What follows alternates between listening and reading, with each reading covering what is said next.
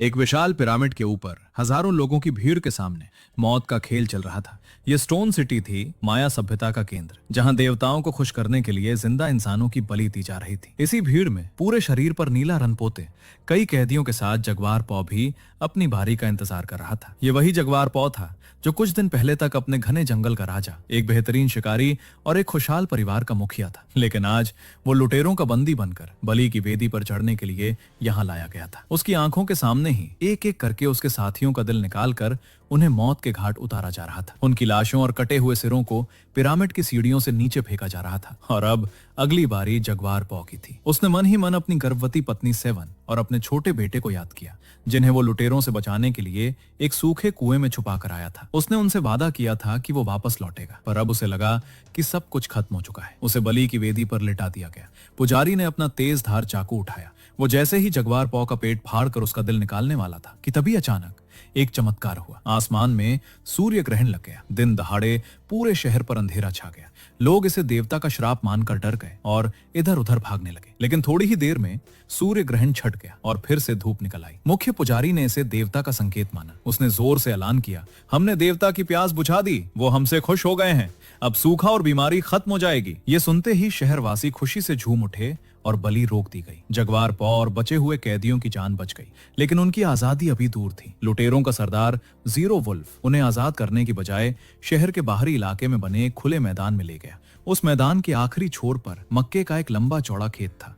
Zero wolf ने कैदियों से कहा, जो भी दौड़कर उस मक्के के खेत तक पहुंच जाएगा वो समझो आजाद हो गया। उसने एक एक करके कैदियों को छोड़ना शुरू किया और जैसे ही कैदी अपनी जान बचाने के लिए भागने लगते, पीछे से जीरो वुल्फ और उसके साथी उन पर तीरों और भालों की बारिश शुरू कर देते। सभी कैदी खेत तक पहुंचने से पहले ही मारे जा रहे थे। अब बारी थी जगवार पौ की। लुटेरों ने जब उसे रिहा किया तो वो बड़ी ही चतुराई से सीधी दिशा में भागने की बजाय तीर और भालों से बचने के लिए टेढ़ा मेढ़ा दौड़ने लगा। वो उस कला को जानता था जो उसके पिता फ्लिंट स्काई ने उसे सिखाई थी। पीछे से उस पर तीर और भालों की बारिश शुरू हो गई। वो सबसे बचता हुआ हवा की तरह भागता चला जा रहा था। वो खेत के बहुत करीब पहुंच गया था कि तभी एक तीर हवा को चीरता हुआ आया और उसकी पसली के आर पार हो गया। वो दर्द से कराहता हुआ खेत के आखिरी छोर पर गिर पड़ा। वहां जीरो वुल्फ का बेटा कट रॉक पहले से ही खड़ा था ताकि घायल कैदियों को मार सके। वो जगवार पौ को लाचार और घायल समझकर उसके पास आया। वो अपना हथियार उठाकर उसका गला काटने ही वाला था कि तभी जगवार पौ, जो मरने का नाटक कर रहा था,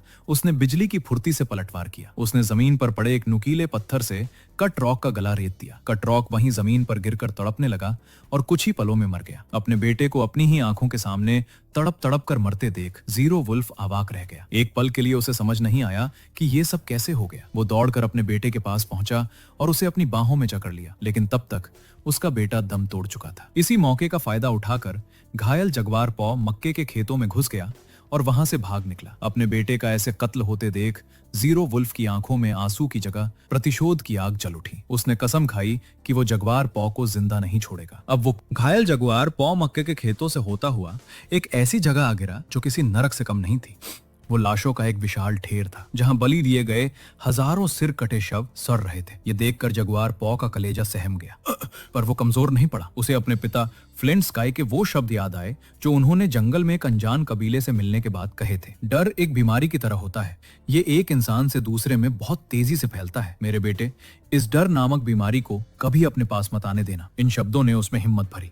उसने उन लाशों को पार किया और एक घने जंगल के किनारे जा पहुंचा। और जब तक जीरो वुल्फ और उसके साथी मक्के की फसल पार करके दूसरी तरफ पहुंचे, वो घने जंगल में छिप चुका था। जीरो वुल्फ और उसके साथी बिना देरी किए जंगल में घुसे और जगवार पौ का पीछा करने लगे। घायल जगवार पौ अपनी जान हथेली पर लिए आगे आगे और जीरो वुल्फ और उसके क्रूर साथी किसी पागल कुत्ते की तरह उसके पीछे। काफी दूर भागने के बाद घाव और थकान के कारण अब जगवार पौ के लिए एक भी कदम दौड़ पाना नामुमकिन हो गया था। वो बड़ी चालाकी से एक ऊंचे पेड़ पर चढ़कर छिप गया। जीरो वुल्फ और उसके साथी उसका पीछा करते हुए आगे निकल गए, लेकिन कुछ दूर जाने के बाद उन्हें एहसास हुआ कि एक घायल इंसान इतनी जल्दी इतनी दूर तक नहीं भाग सकता। तभी एक लुटेरे की नजर मिडल आई की पीठ पर पड़ी, जहां ऊपर से खून की एक ताजा बूंद टपकी थी। वो तुरंत समझ गए कि जगवार पौ पीछे किसी पेड़ पर ही छिपा बैठा है। वो सब उसे खोजने के लिए वापस पलटे। इधर जगवार पौ जिस पेड़ पर छिपा था, वहां एक खूंखार ब्लैक पैंथर का बसेरा था। जब जगवार पौ पेड़ पर छिपा, तब तेंदुआ शिकार पर गया हुआ था, लेकिन जब वो लौटा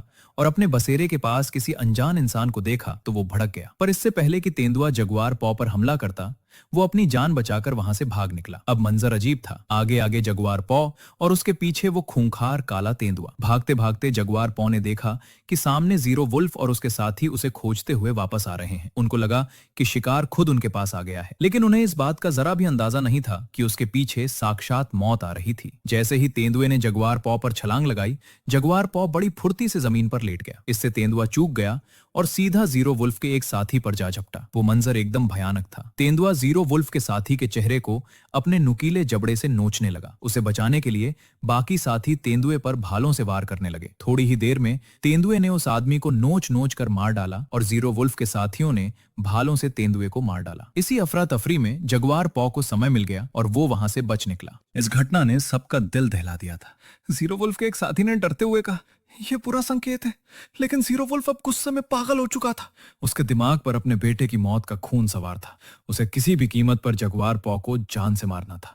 वो सबको लेकर फिर से जगुआर पॉ के पीछे निकल पड़ा। दिन से शाम हुई और फिर रात हो गई। घायल और थके हुए जगुआर पॉ को एक एक कदम भागना कोसों भागने के बराबर लग रहा था, पर वो भागता रहा। उसके पीछे जीरो वुल्फ और उसके साथी शिकारी कुत्तों की तरह मशालें जलाए उसे रात भर खोजते रहे। उधर जगुआर पॉ की पत्नी सेवन कुएं में असहाय उसका इंतजार कर रही थी। उसका बच्चा भूखा प्यासा उन्हीं पत्थरों पर सो गया था। जगुआर पॉ जीरो वुल्फ और उसके साथियों से बचता हुआ रात भर भागता रहा। सुबह हो गई और अभी भी जीरो वुल्फ और उसके साथी जगुआर पॉ के शरीर से छूटते नीले रंग के निशानों के सहारे उसका पीछा करते रहे। तभी अचानक जीरो वुल्फ के एक साथी को एक भयानक जहरीले सांप ने डस लिया। उसके शरीर में सांप का जहर फैलने लगा और वो देखते ही देखते वहीं तड़प तड़प कर मर गया। अब कईयों को लगने लगा था कि जगुआर पॉ के पीछे जाना ठीक नहीं, ये जंगल उन्हें सजा दे रहा है। पर जगुआर पॉ की जान का प्यासा जीरो वुल्फ अभी भी वापस लौटने के लिए तैयार नहीं था। उधर जगुआर पॉ अपनी जान हथेली पर लिए भागता रहा। वो भागते भागते जंगल से बाहर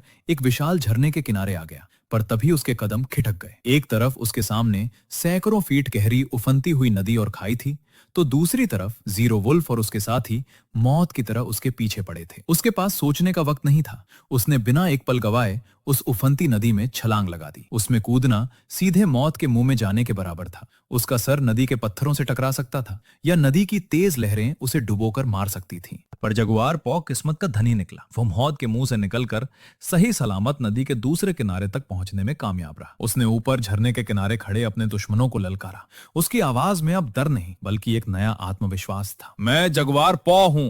ये जंगल मेरे पिता का था और अब ये मेरा है। मेरे बाद ये मेरे बेटे का होगा। मैं यही हूं। दम है तो आओ और मेरा सामना करो। ऊपर खड़े जीरो वुल्फ के साथी डर से कांप उठे। इतनी ऊंचाई से कूदने की हिम्मत उनमें नहीं थी।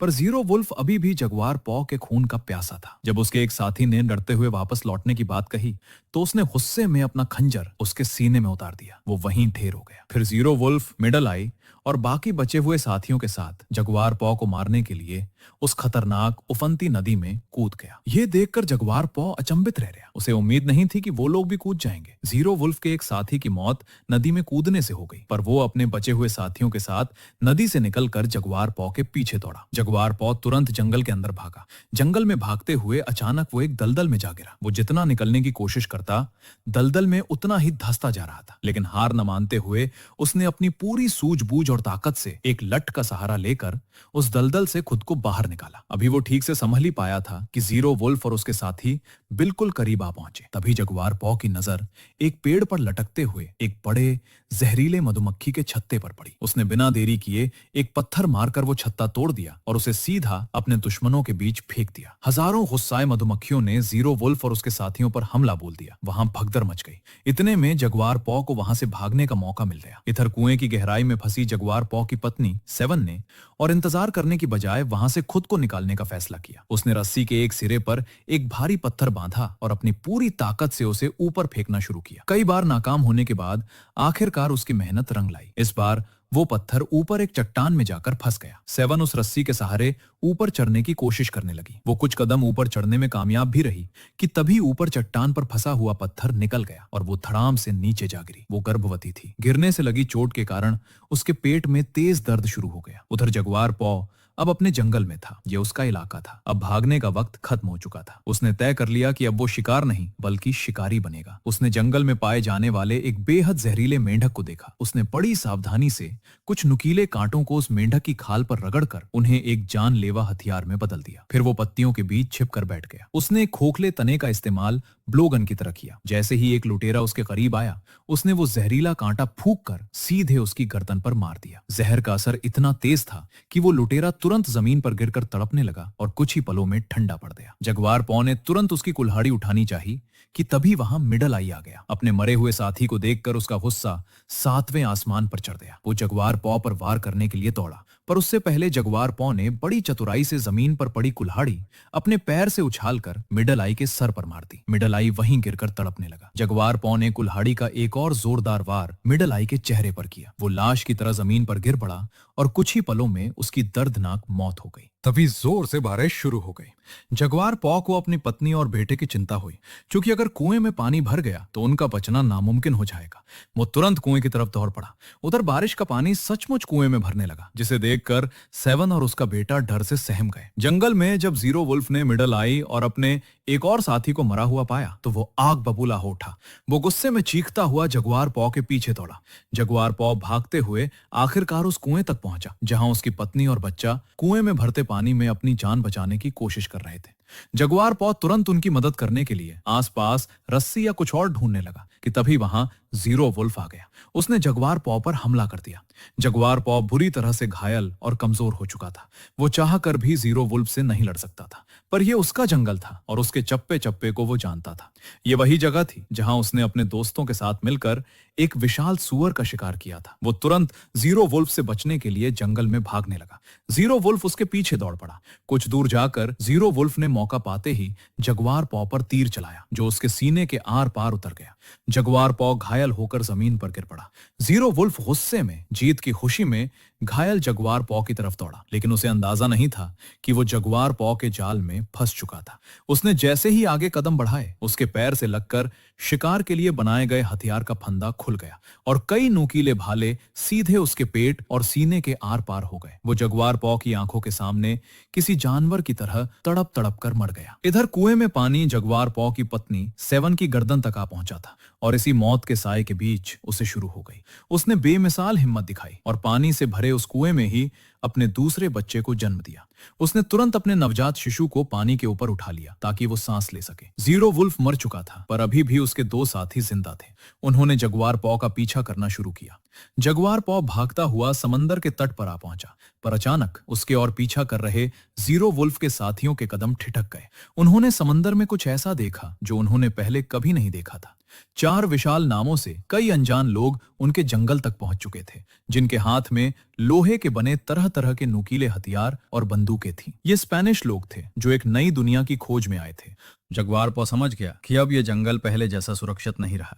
एक खतरा खत्म हुआ था तो दूसरा, उससे भी बड़ा खतरा उनके दरवाजे पर दस्तक दे चुका था। वो मौका पाकर वहां से भागा और कुएं के पास आया। कुएं में अभी भी उसकी पत्नी अपने दोनों बच्चों के साथ जिंदा उसका इंतजार कर रही थी। उसने तीनों को जल्दी से बाहर निकाला। वो जानता था कि अब यह जगह उनके लिए सुरक्षित नहीं है, इसलिए एक नए बसेरे की तलाश में वो अपनी पत्नी और बच्चों के साथ जंगल की गहराइयों में वापस चल पड़ा, एक नई शुरुआत करने के लिए। जगुआर पॉ ने जीरो वुल्फ और उसके खूंखार दरिंदों को तो धूल चटा दी और अपने परिवार को उस मौत के कुएं से बचा भी लिया, लेकिन समंदर के तट पर आई उन अनजान और विशाल नावों ने एक नए और भयानक तूफान का इशारा दे दिया था। क्या जगुआर पॉ अपने परिवार को इन नए लोहे के हथियार और बंदूकों वाले दुश्मनों से बचा पाएगा? क्या इन स्पेनिश नावों का आना उस पूरी माया सभ्यता का हमेशा के लिए अंत था, या फिर उस घने जंगल की गहराइयों में जगुआर पॉ को अब अपनी जिंदगी की सबसे बड़ी लड़ाई लड़नी बाकी थी? दोस्तों, आपको क्या लगता है, इन अनजान दुश्मनों के आने के बाद जगुआर पॉ और उसके नए बसेरे का क्या अंजाम हुआ होगा?